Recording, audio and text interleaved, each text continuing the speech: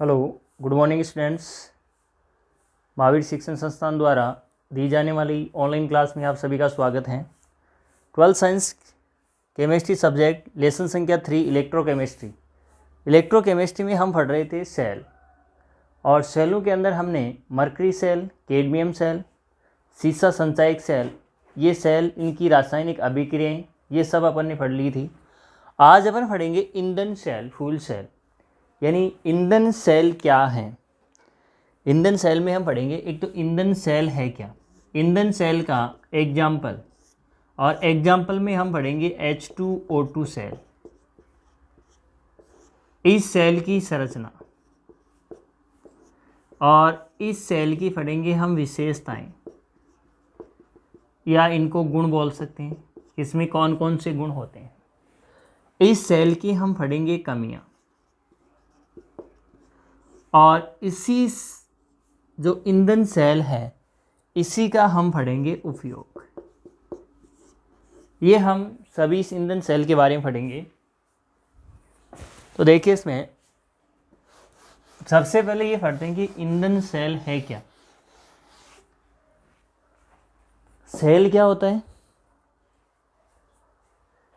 Cell बोल दो चाहे बैटरी बोल दो, जो ऊर्जा को कन्वर्ट करता है, चेंज करता है, रासायनिक ऊर्जा को विद्युत में और विद्युत को रासायनिक में, उसको हम सेल कहते हैं। अब ईंधन सेल क्या होगा? ईंधन जलेगी और ईंधन की जो रासायनिक ऊर्जा होगी, ईंधन की रासायनिक ऊर्जा, और इस ईंधन की रासायनिक ऊर्जा को किस में कन्वर्ट कर देगा? ये विद्युत ऊर्जा में। ठीक है, तो ईंधन सेल क्या होते हैं? वे सेल जो ईंधन की रासायनिक ऊर्जा को विद्युत ऊर्जा में परिवर्तित करते हैं, उन सभी सेलों को हम बोलते हैं ईंधन सेल। क्या डेफिनेशन हुई? वे सेल जो ईंधन की रासायनिक ऊर्जा को विद्युत ऊर्जा में परिवर्तित करते हैं, उन्हें हम ईंधन सेल कहते हैं। अब देखिए, इस ईंधन सेल के अंदर देखा जाए तो ईंधन सेल की जो दक्षता है ये बहुत ही अधिक होती है। अगर बहुत से सेलों को जोड़ा जाए तो इससे बहुत अधिक मात्रा में लगभग 1 किलोवाट हर्ट्ज की विद्युत भी प्राप्त की जा सकती है। अब इस ईंधन सेल में जो ईंधन के रूप में किसको काम में लिया जाता है, तो ईंधन के रूप में या तो होता है हाइड्रोजन, या होता है कार्बन मोनोऑक्साइड, या फिर होती है मेथेन CH4, या फिर होती है एथिल एल्कोहल C2H5OH, या फिर होता है प्रोपेन C3H8 इत्यादि। इनको ईंधन सेल के अंदर ईंधन के रूप में काम में लिया जाता है। C3H8, देखिए कार्बन कितने हैं? 3। ठीक है, कार्बन की संयोजकता कितनी होती है? वैलेंसी 4। तो यहाँ पे एक बंद बन रहा है तो CH3, यहाँ पे CH2, क्योंकि 2 बंद तो बन गए, और यहाँ पे CH3। अब इनको अगर हम मिला के रखेंगे तो कार्बन तो कितने हो गए? 3, और हाइड्रोजन देखिए 3 3 6 और 2 8, इसका नाम क्या हो जाएगा? प्रोपेन। ठीक है, तो देखिए जो ईंधन सेल है उसमें ईंधन के रूप में हाइड्रोजन या कार्बन मोनोऑक्साइड या मेथेन या एथिल एल्कोहल या फिर प्रोपेन, इनको हम ईंधन के रूप में काम में लेते हैं। तो ईंधन सेल की डेफिनेशन हो गई, और ईंधन सेल में ईंधन के रूप में किसको काम में लिया जाता है ये आपको बता दिया गया है। अब देखिए अपन इसमें आगे ईंधन सेल का जो एग्जाम्पल है वो एग्जाम्पल ले रहे हैं H2O2 ईंधन सेल। ठीक है, H2O2 ईंधन सेल, और इसी सेल का दूसरा नाम है बेकन सेल। इसको किस नाम से जानते हैं? बेकन सेल के नाम से भी जाना जाता है। कई बुक में आपको बेकन लिखा हुआ मिलेगा, इस H2O2 सेल का नाम है बेकन सेल। अब इस सेल की पढ़ेंगे हम बनावट संरचना। तो देखिए H2O2 सेल है, इसकी संरचना, इसमें 3 बड़े चैम्बर होते हैं।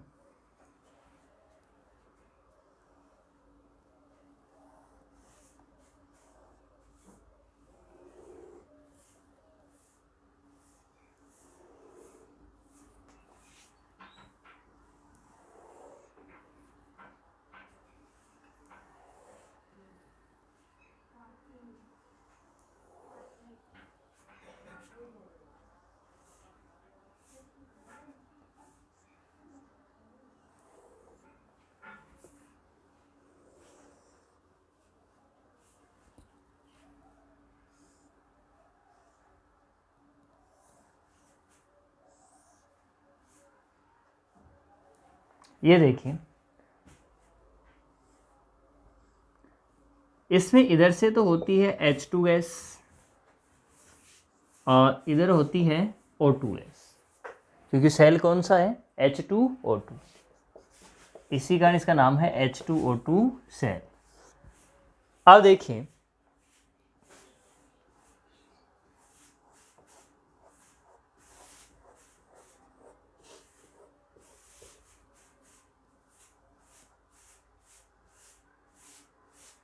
इसमें इधर होता है H2O, यहाँ से जल बाहर निकलता है, इधर होता है एक तरफ एनोड, एनोड इसमें होता है माइनस, ध्यान रखना, जबकि हम एनोड क्या पढ़ते हैं, प्लस, और O2 की तरफ होता है कैथोड और ये होता है प्लस। अब यहाँ पे ये है गैस चैम्बर, एक तो ये और एक ये, इनको बोलते हैं गैस चैम्बर, जिनमें गैस भरी हुई रहती है, ठीक है। और जो ये मध्य वाला भाग है, इसमें भरा हुआ होता है जलीय वैद्युत अपघट्य। अब एक बात और ध्यान रखना, जो ईंधन सेल होते हैं उनमें विद्युत अपघट्य के रूप में क्षारीय जलीय विलयन का उपयोग किया जाता है। क्षारीय का मतलब कोई भी एक क्षार होगा और उसमें जल मिला हुआ होगा, तो क्षारीय जलीय विलयन के रूप में या तो काम में लेते हैं NaOH या फिर काम में लेते हैं KOH। और ये एक्वस यानी कौन सी अवस्था में होते हैं, दोनों के दोनों जलीय अवस्था में काम में लिया जाता है। अगर क्वेश्चन आ जाए कि ईंधन सेल में विद्युत अपघट्य के रूप में कौन कार्य करता है, तो आंसर क्या होगा, क्षारीय जलीय विद्युत अपघट्य होगा। विद्युत अपघट्य कौन होगा, क्षारीय जलीय, या तो KOH या फिर NaOH, या तो सोडियम हाइड्रोक्साइड या फिर पोटेशियम हाइड्रोक्साइड। अब यहाँ पे पढ़ रहे हैं हम H2O2 सेल। अब देखिए, इस सेल की जो ये संरचना है ये आपके सामने बन के तैयार है। अब इसी की संरचना का जो डायग्राम है, इसी से इसका वर्णन हो जाएगा कि क्या क्या इसमें। देखिए, इसमें 3 बड़े चैम्बर हैं, ये फर्स्ट, यहाँ से यहाँ तक ये पूरा सेकंड और ये लास्ट वाला थर्ड। तो देखिए, जो H2O2 सेल है इसमें 3 बड़े चैम्बर होते हैं। पहला पॉइंट सुनना, इसमें 3 बड़े चैम्बर होते हैं। पहले चैम्बर में H2 गैस भरी हुई होती है, देखिए H2 गैस भर रही, तथा तीसरे चैम्बर में O2 गैस भरी हुई होती है। और जो मध्य का चैम्बर है, इस मध्य के चैम्बर के अंदर जो धनायन विनिमय रेजिन पदार्थ होता है, जिसका बना हुआ होता है जलीय विद्युत अपघट्य, ठीक है, जो या तो होगा NaOH या फिर होगा KOH। क्लियर। और ये जल द्वारा संसेचित रहता है, यानी इसमें जल का भी क्या होता है, काम होता है, जल भी इसमें प्रवाहित किया जाता है। तो इसका वर्णन क्या हुआ कि जो H2O2 सेल है इसमें 3 बड़े चैम्बर होते हैं, ठीक है, या 3 बड़े कक्ष होते हैं। चैम्बर तो जैसे हमने ये 2 बताए हैं, गैस चैम्बर, कंफ्यूज रहोगे तो हम ये बोल सकते हैं इसमें 3 बड़े कक्ष होते हैं। तो ये तो हो गया पहला कक्ष, ये यहाँ से यहाँ तक हो गया दूसरा कक्ष, और ये यहाँ से यहाँ तक हो गया तीसरा कक्ष, ठीक है। डायग्राम में कर रहा हूँ अलग अलग, यानी 3 बड़े हो गए कक्ष। पहले कक्ष में हाइड्रोजन गैस भरी जाती है, तीसरे कक्ष में ऑक्सीजन गैस भरी जाती है, तथा मध्य का जो कक्ष है सेकंड नंबर का, इस मध्य के कक्ष में धनायन विनिमय पदार्थ से संसेचित जलीय वैद्युत अपघट्य या तो होगा NaOH या फिर होगा KOH, इससे भरा जाता है, ठीक है। और इसको जल द्वारा संसेचित किया जाता है, यानी जल इसमें प्रवाहित रहता है, मध्य के पदार्थ में है। ये हो गया इसका वर्णन। अब पढ़ते हैं इसकी हम रासायनिक अभिक्रियाएं। तो देखिए, रासायनिक अभिक्रियाओं में यहाँ कर रहा हूँ,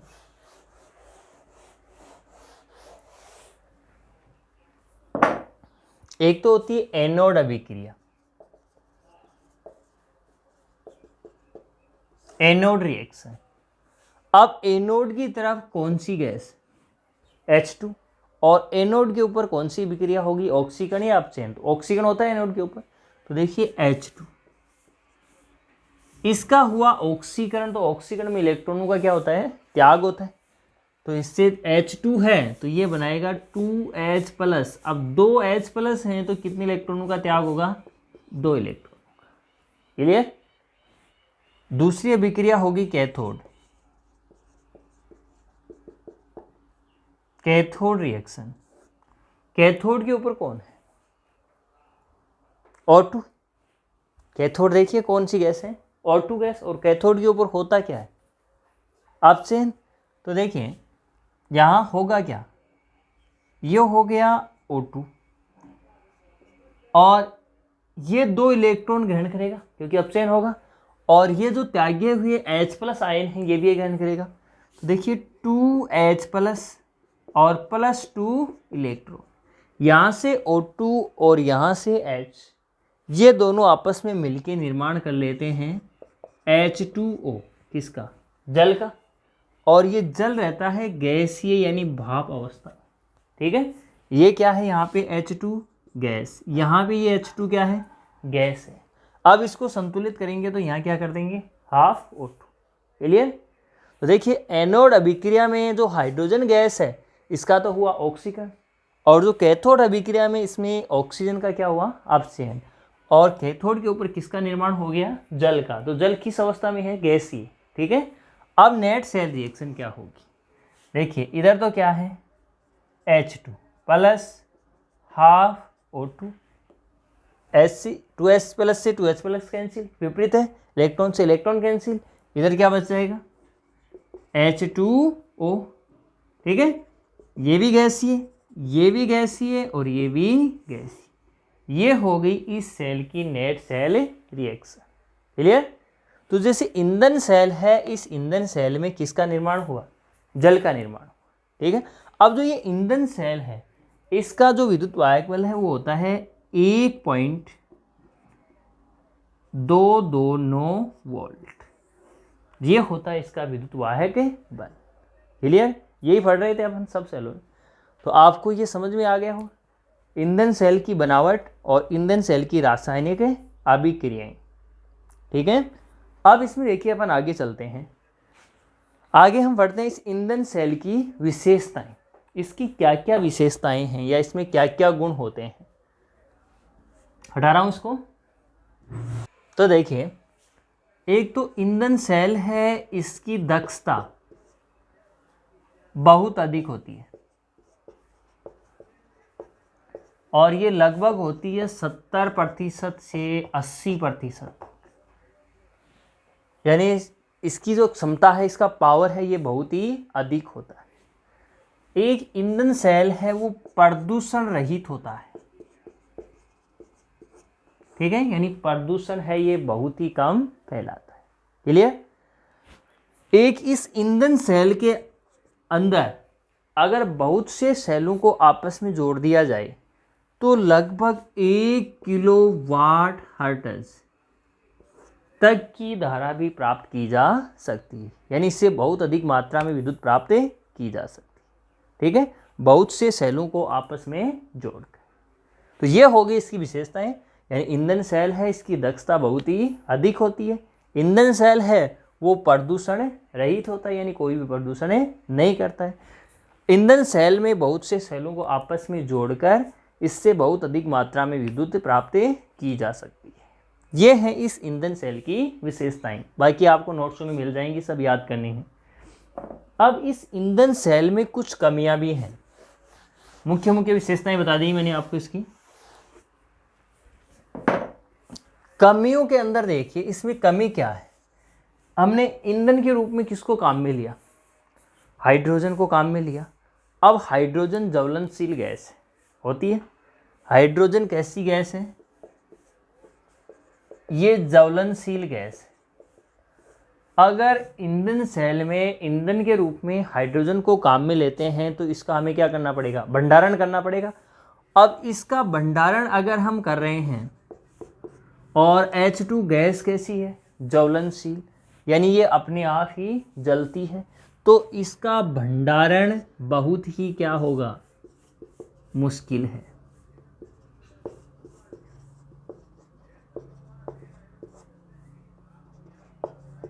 समझे बात को कि H2 का भंडारण नहीं किया जा सकता। क्यों नहीं किया जा सकता? क्योंकि H2 एक ज्वलनशील गैस है। दूसरी बात, पहले इसमें आपको मैंने शुरू में बताना भूल गया कि जिसमें जो इलेक्ट्रोड होते हैं, जो हमने एनोड व कैथोड इलेक्ट्रोड बताए हैं, वो बने हुए होते हैं कार्बन के। किसके बने हुए होते हैं?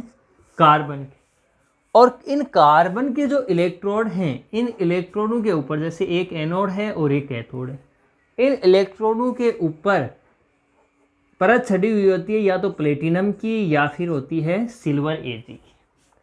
अब प्लेटिनम और सिल्वर दोनों ही धातु कैसी होती हैं? महंगी होती हैं। तो ये सेल कैसा हो गया? महंगा हो गया। ठीक है।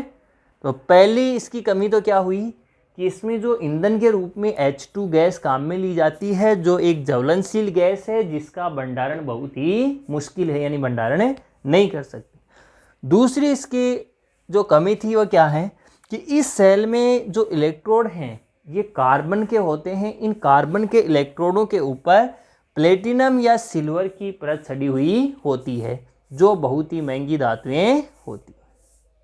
आगे बात समझ, ये होगी इसकी कमियां। अब इसका उपयोग,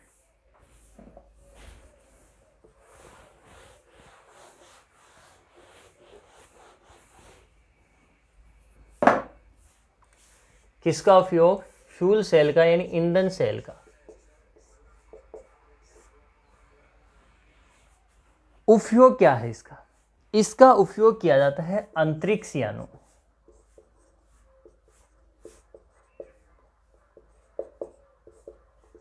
किसमें किया जाता है? अंतरिक्ष यानों में। कैसे? जैसे इसमें निर्माण किसका हुआ? H2 गैस का, जल का निर्माण हुआ।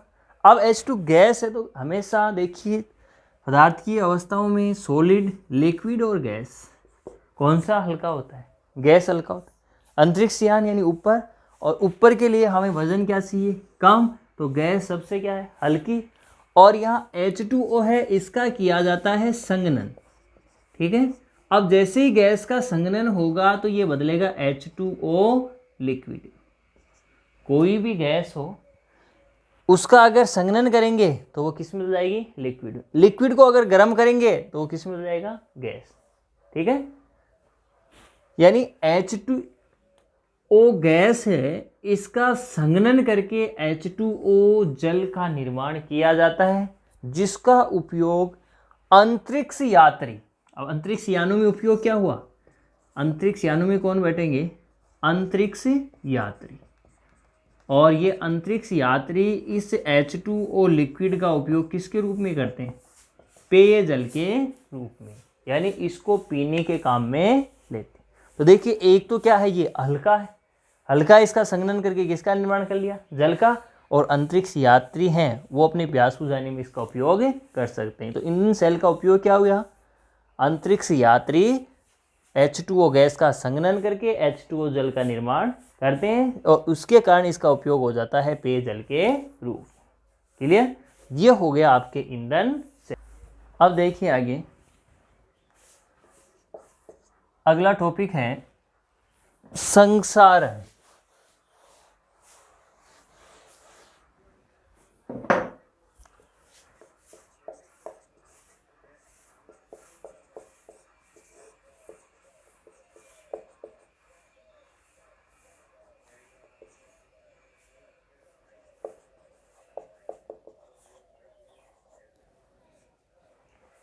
संक्षारण जिसको हम बोलते हैं कोरोजन। अब ये संक्षारण क्या होता है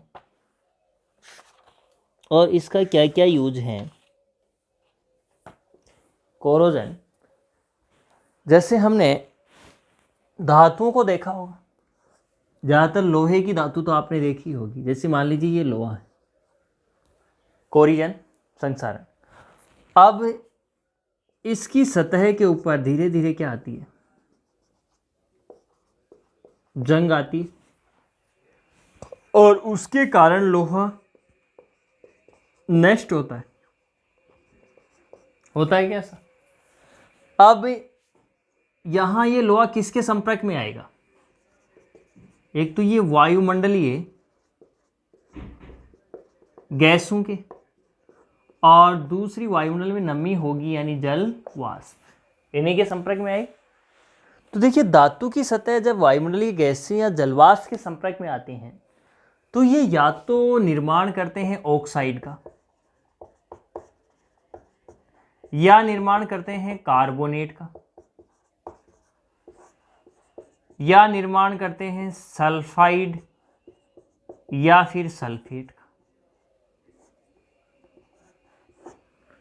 और इनके निर्माण के कारण धातु का हो जाता है अक्षय। अक्षय का मतलब धातु हो जाती है नष्ट। आई बात समझ? देखिए हम पढ़ रहे हैं संसारण की डेफिनेशन, कोरिजन क्या होता है। तो देखिए धातु की सतह के ऊपर संसारण क्या हो रहा है, धातु की सतह के। तो धातु की सतह वायुमंडलीय गैसों या जलवाष्प के संपर्क में आकर ऑक्साइड, कार्बोनेट, सल्फाइड या फिर सल्फेट का निर्माण कर लेती है, जिसके कारण धातु की सतह है वो क्षय हो जाती है, यानी नष्ट हो जाती है। और इसी प्रक्रिया को कहा जाता है संसारण। हो गए क्लियर? तो देखिए दोबारा से सुना, धातुओं की सतह वायुमंडलीय गैसों या जलवाष्प के संपर्क में आकर ऑक्साइड, कार्बोनेट, सल्फाइड या सल्फेट का निर्माण करते हैं, जिसके कारण धातुओं की सतह है वो क्षय होना प्रारंभ कर देती है। इस प्रक्रिया को ही संसारण कहते हैं। क्लियर? अब देखिए संसारण के कुछ एग्जाम्पल, जैसे लोहे के जंग लगना। देखा होगा आपने लोहे के जंग लगना।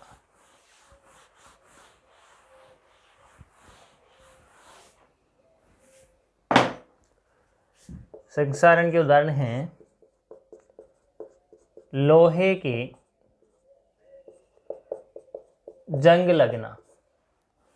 एक एग्जाम्पल है जैसे कॉपर का बर्तन आपने देखा होगा, थोड़े दिनों तक पानी भरा हुआ रह जाता है तो उसके ऊपर हरी परत जम जाती है। ये भी एक संसारण है।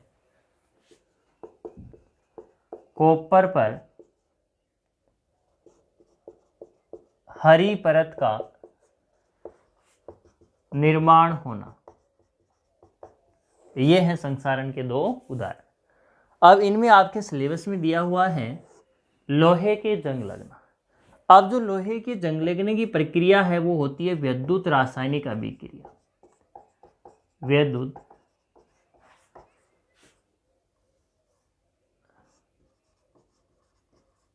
रासायनिक अभिक्रिया। लोहे के जंग लगना कैसी अभिक्रिया है? विद्युत रासायनिक अभिक्रिया। और यही हम इस चैप्टर के अंदर पढ़ेंगे। यहाँ जो ये टॉपिक चल रहा है कोरिजन, लोहे के जंग लगने वाला। अब देखिए लोहे की जंग किस प्रकार से लगती है।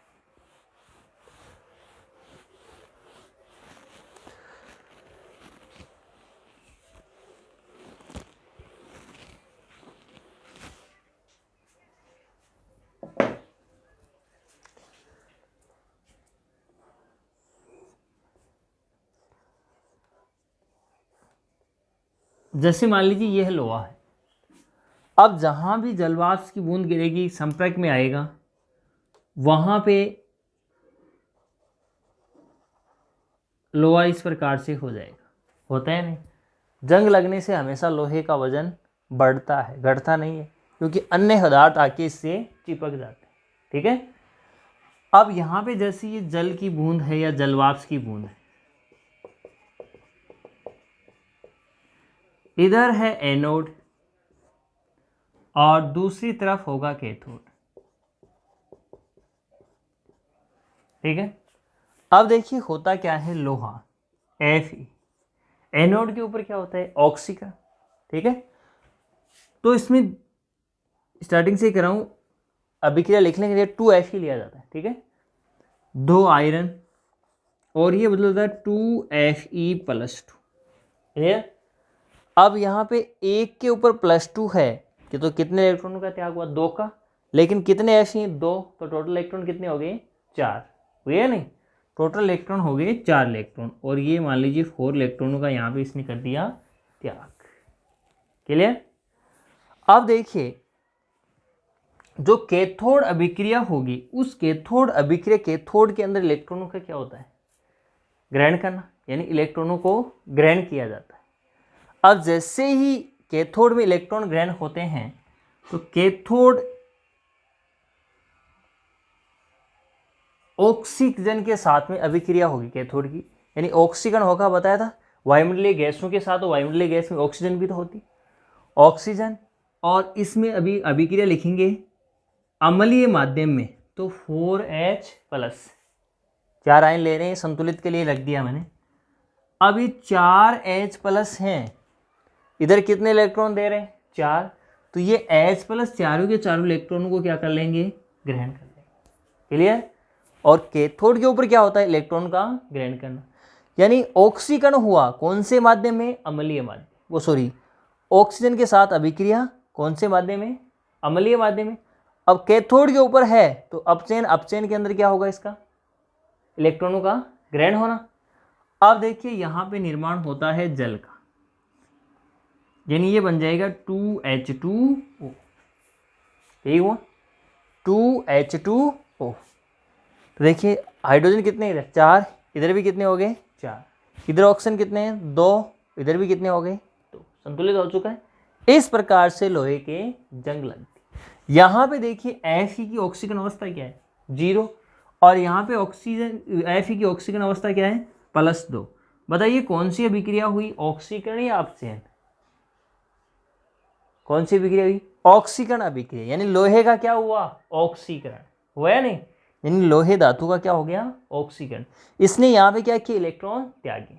ठीक है, तो एनोड इलेक्ट्रॉन त्याग रहा है और कैथोड इलेक्ट्रॉनों को ग्रहण कर रहा है। इस प्रकार से ही लोहे के जंग लगती है। अब देखिए जैसे ही कोई भी लोहा है और वह लोहा वायुमंडलीय गैसों के संपर्क में आता है तो Fe यानी आयरन का होता है ऑक्सीकरण और ये बदल जाता है Fe+2, और ऑक्सीकरण का मतलब हो गया 4 इलेक्ट्रॉनों का ये त्याग करेगा। ये तो अभिक्रिया होगी इसकी एनोड, एनोड रिएक्शन जो हमने यहाँ लिख दी है पूरी, ये दोनों अभिक्रिया यहाँ लिख रखनी है, बस यही आएंगी। अब इसमें ये 4H+ आए कहाँ से, ये बता रहा हूँ। अब ये तो होगी एनोड अभिक्रिया। लैंग्वेज क्या हुई कि जब लोहा वायुमंडलीय गैस या जलवाष्प के संपर्क में आता है तो इसका ऑक्सीकरण होता है, ऑक्सीजन का मतलब इलेक्ट्रॉनों का त्याग होता है। अब देखिए वायुमंडलीय गैसों के रूप में CO2 गैस भी तो है। अब वायुमंडल में उपस्थित CO2 गैस ये जलवाष्प यानी जल के साथ में क्रिया करती है, H2O, और ये जल के साथ में क्रिया करके ये उत्क्रमणीय अभिक्रिया होती है और ये बनाती है H2CO3, और H2CO3 को क्या बोलते हैं, कार्बनिक अम्ल। H2CO3 को क्या बोलेंगे, कार्बनिक अम्ल। अब जो ये कार्बनिक अम्ल है H2CO3, ये कार्बनिक अम्ल टूटता है 2H+ CO3 -2 आयनों में टूट जाएगा, हाइड्रोजन आयन और कार्बोनेट आयन। क्लियर। अब जो ये हाइड्रोजन आयन है 2H+ हाइड्रोजन आयन, ये H+ ये यहाँ पे माध्यम प्रदान करेगा कौन सा, अम्लीय, क्योंकि यहाँ पे हमें कितने इलेक्ट्रॉन ग्रहण करने हैं, 4 इलेक्ट्रॉन, इसलिए H+ कितने लिए गए हैं, 4 लिए गए। हो गया होगा क्लियर। अब देखिए इसमें हुआ क्या, पहला तो इसका लोहे का हुआ ऑक्सीकरण, आगे क्या हुआ कि वायुमंडलीय जो CO2 है ये जलवाष्प के संपर्क में आकर कार्बनिक अम्ल का निर्माण करती है, और यह कार्बनिक अम्ल हाइड्रोजन आयन और कार्बोनेट आयनों में टूट जाता है। क्लियर। अब जो कैथोड ने जो इलेक्ट्रॉन त्यागे हैं 4 इलेक्ट्रॉन, ये इलेक्ट्रॉन कैथोड की तरफ गमन करते हैं। और देखिए कैथोड अभिक्रिया, कैथोड रिएक्शन, तो कैथोड रिएक्शन होगी O2+। अब ये इलेक्ट्रॉन जो त्यागे हैं ये इसकी तरफ गमन करेंगे, तो ये काम होगा अम्लीय माध्यम में। अम्ल कहाँ से आया, कार्बनिक अम्ल। ठीक है, तो ये हो जाएगा O2 4H+ और +4 इलेक्ट्रॉन, और ये बना लेगा 2H2। क्लियर। आ गई है कि अभी इस जो अभिक्रियाएं जो यहाँ आई हैं वो बता रहा हूँ किस प्रकार से आई। तो देखिए ये अभिक्रिया हो गई, यहाँ पे किसका निर्माण हो गया, जल का। अब हम संपूर्ण अभिक्रिया लिखेंगे, नेट सेल रिएक्शन, ये भी एक सेल की तरह ही काम हो गया, एनोड हो गया और कैथोड हो गया, ठीक है। तो यहाँ से इसको छोड़ दिए, एनोड की अभिक्रिया और कैथोड की अभिक्रिया दोनों को मिला के लिख दीजिए, ठीक है। तो देखिए यहाँ तो क्या है 2Fe प्लस इधर क्या बचा यहाँ O2 प्लस यहाँ पे 4 इलेक्ट्रॉन और यहाँ भी 4 इलेक्ट्रॉन, कैंसिल, विपरीत है। इधर क्या बच रहा है बाकी 4H प्लस, इधर 2Fe प्लस 2, ठीक है। और क्या बचा इधर नीचे प्लस 2H2O, यही आएगा, क्लियर है यहाँ तक। ये हो गई इस लोहे के जंग लगने की जो अभिक्रिया है, ये कि एनोड कौन सी अभिक्रिया हुई, कैथोड कैसी अभिक्रिया हुई, और टोटल जो नेट रिएक्शन है सेल रिएक्शन वो किस प्रकार से हुई। देख लीजिए इसे एक बार फिर से, हो गई क्लियर। अब देखिए आगे फिर होगा लोहे का ऑक्सीकरण, लास्ट अभिक्रिया यहाँ लिख रहा हूँ इन्हीं की। अब वो लोहे का ऑक्सीकरण किस प्रकार से होगा, देखिए जो ये यहाँ पे बन रहे हैं एनोड के ऊपर ये आयन, कौन सा आयन, ऑक्सीकरण हुआ तभी तो Fe+2 में बदला। तो ये जो 2Fe+2 है इसका हुआ ऑक्सीकरण, ऑक्सीकरण का मतलब O2, ऑक्सीकरण हो रहा है ऑक्सीजन का संयोग, तो ऑक्सीकरण अभिक्रिया O2। अब ये हो रहा है जलीय अवस्था में, तो क्या हो गया H2O।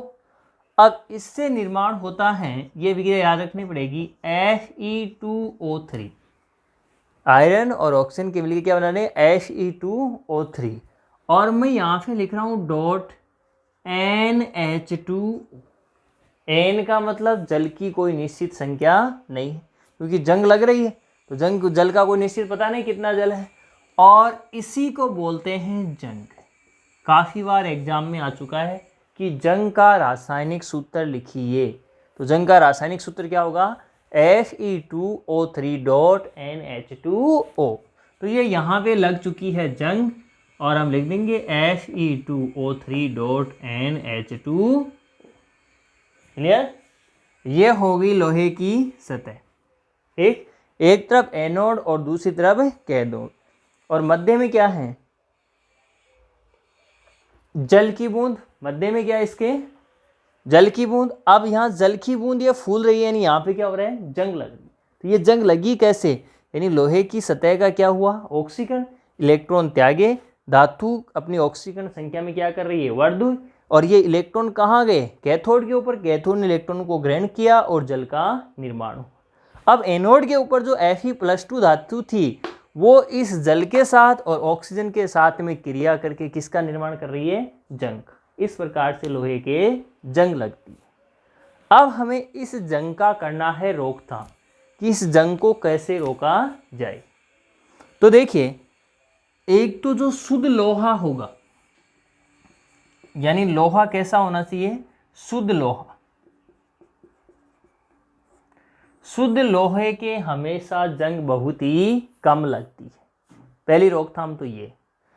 दूसरा इसका उपाय, जो लोहे की सतह है, इस लोहे की जैसे मान लीजिए ये लोहा है तो ये इसकी सतह आ गई, इस सतह के ऊपर हम अन्य किसी पदार्थ का जैसे कलर करवा दिया पेंट, या फिर ग्रीस, या फिर ऑयल, इन पदार्थों का लेपन करवा देंगे। तो इससे क्या होगा, यानी ये जो धातु है यह धातु सीधी वायुमंडलीय गैसों के संपर्क में नहीं आएगी, क्योंकि संपर्क में जैसे इसके ऊपर हमने पेंट कर दिया तो संपर्क में कौन आ रहा है पेंट आ रहा है, कलर आ रहा है, या फिर ग्रीस आ रहा है, या फिर ऑयल आ रहा है। यानी सीधी धातु है, ये वायुमंडलीय गैसों की या जलवाष्प के संपर्क में नहीं आएगी, तो इसके जंग नहीं लगेगी, ठीक है। अब एक और है, इसमें धातु का किया जाता है एनोडीकरण। अब ये धातु का एनोडीकरण क्या होता है ये भी अपन अभी पढ़ेंगे। तो देखिए एक तो हमें शुद्ध लोहे का उपयोग करना चाहिए, रोकथाम के उपाय क्या है शुद्ध लोहे का उपयोग करना चाहिए। और जो धातु होती है उस धातु, जैसे लोहा, इसी की ज़्यादा जंग लगती है, तो धातु की सतह के ऊपर हमें पेंट, ग्रीस या ऑयल इत्यादि का लेपन करना चाहिए। या फिर धातु की सतह पर लगे हुई पहले से जो अशुद्धियाँ हैं इनको हमें हटाना चाहिए, इनके कारण भी जंग लगती है, ठीक है। या फिर धातु की सतह के ऊपर एक आता है जिंक धातु, इस जिंक धातु का अगर लेपन कर दिया जाए तो भी जंग बहुत ही कम लगती है। हमने विद्युत रासायनिक श्रेणी पढ़ी है, विद्युत रासायनिक श्रेणी में जिंक हमेशा आयरन से ऊपर है, याद है आपको, इस चैप्टर में पढ़ी थी, जिंक आयरन से ऊपर होता है। और विद्युत रासायनिक श्रेणी के जो गुण हैं उन गुणों में हमने पढ़ा था कि ऊपर वाली धातु एनोड का और नीचे वाली धातु कैथोड का कार्य करती है, यही पढ़ा था। तो ऊपर वाली धातु का तो होगा ऑक्सीकरण और नीचे वाली धातु का होगा अपचयन। तो देखिए जिंक अगर ऊपर आ रहा है तो जिंक का क्या होगा, ऑक्सीकरण होगा। तो देखिए अपने टॉपिक पे आइए कि जो लोहे की सतह है, इस लोहे की सतह के ऊपर अगर जिंक धातु का लेपन कर दिया जाता है Zn का, तो Zn की ऑक्सीकरण होने की एक क्षमता है ये आयरन की तुलना में अधिक होती है। क्यों, विद्युत रासायनिक श्रेणी में Zn कहाँ है, ऊपर है, यानी जिंक की जो ऑक्सीकरण क्षमता है ये आयरन की तुलना में अधिक होती है। तो ऑक्सीकरण किसका होगा, जिंक का होगा, न कि लोहे का। तो जिंक धातु का ऑक्सीकरण हो जाएगा और लोहा सुरक्षित बच जाएगा। क्लियर। अब एक लास्ट होता है धातु का एनोडीकरण।